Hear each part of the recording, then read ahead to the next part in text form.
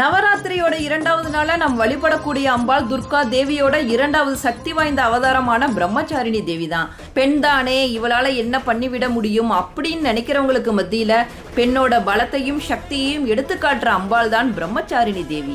சிவபெருமானை திருமணம் செய்து கொள்ள விரும்பிய பார்வதி தேவி சிவபெருமானை நோக்கி கடுமையான தவத்தில் ஈடுபட்டார்.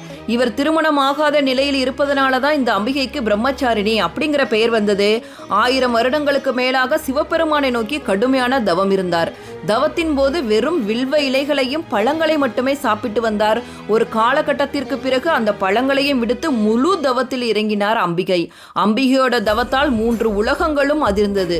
இந்த தவத்தில் மெய்மறந்த பிரம்மதேவன் பிரம்மச்சாரிணி முன்பு தோன்றி கடவுள் சிவபெருமானையே மணந்து கொள்ளும் வரத்தை அவருக்கு வழங்கினார். அம்பாளுக்கு உகந்த நிறம் பச்சை, பழங்கள், வாழைப்பழம், நைவேத்தியம், சர்க்கரை பொங்கல், சொல்ல வேண்டிய மந்திரம் ராஜ ராஜேஸ்வரி அஷ்டகம், அபிராமி அந்தாதி, துர்காஷ்டகம்.